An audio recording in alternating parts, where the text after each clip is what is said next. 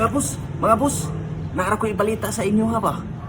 Nakita na ko sa social media nga ni-announce na gani si Sara Duterte nga mudagan siya kapag presidente niya. Karon ang mga ubang politiko daghan na siya gipangsulti nga ngano kunong sayo kayo si Sara Duterte mo declare og kuan mudagan siya pagka presidente nga sayo pa kuno kayo nya 2028 pa daw. Magbuot na sila mo sayo og proclaim siyang mudagan pagka presidente. Nangaratol naman mao na sila daghan kay sila ipang storya nga mudagan si Sara Duterte pagka presidente. Ila na yung ipasaka ang mga impeachment ni Sara Duterte.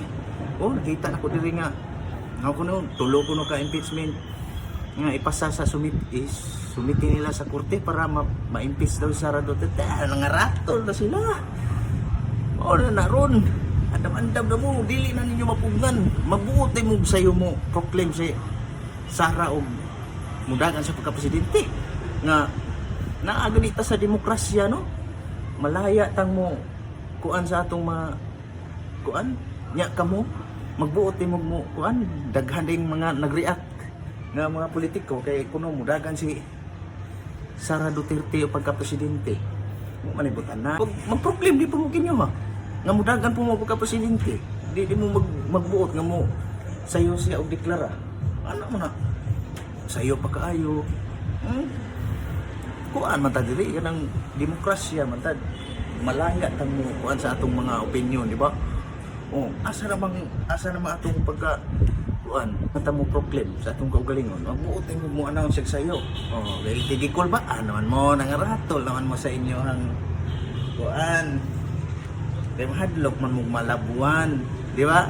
Nara niya. Pasaka rin silang mga impeachment dito sa korte para daw ma-impeach. Pasaka lang mo buwan. Pa-impeach lang ninyo. Di kaya mo kapugong hadlok man sila. Pagawas na yung mga opinion nila nga mo una-una. Iyahan mo siya ng pagbuot na sayo siya mo deklara.